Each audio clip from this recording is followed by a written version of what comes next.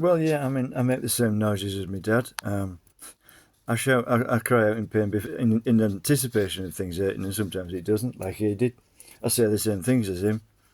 So I must be his son, because people sort of think, well, what I think of that, the people who claim to be my dad and aren't, well, they have a problem, and it's obvious when you meet them that they have. My mother was definitely my mother. Yeah, my dad was, well, when he was 14, he used to stack 16 stone sacks. It wasn't that big, he was slim, he was actually shorter than me, possibly the same build, just about, denser muscles than me.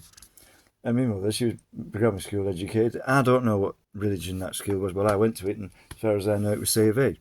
So I don't know, but it isn't a grammar school now. But I mean, it was when she went there. But yeah, she was mentally tough and bossed him about, even though she was she'd be what, about 8.5 inches shorter than him, physically weak. He had to do as he was told. Well, I'm a bit like that, but he had very strong views about mistreatment of women. Because as far as he was concerned, someone had got his mother drunk, and it wasn't her fault. But I don't know. I mean, I've just found out that some of the soldiers from World War I and after and before that, they never found the bodies because they were blown to bits, so they were buried in makeshift rapidly, and it wasn't recorded where they'd been put, and they're still looking for them.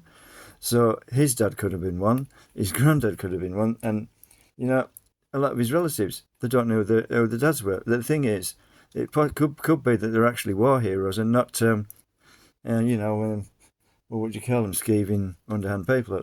But they've grown up thinking that because their mothers have been lied to, and the mothers have tried to tell them best because they didn't know, and they've tried to soften the blow, and it's just made it worse.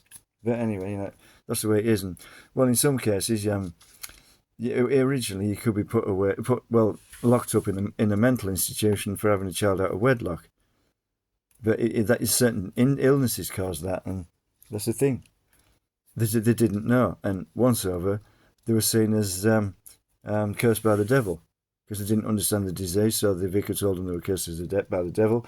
Their children would be the same, and it seemed like the whole family was like that. And actually, when in modern times, we realise it was an illness that could have been treated, but it couldn't be treated then. So I don't know really, but it probably isn't as bad as half the people on the planet think.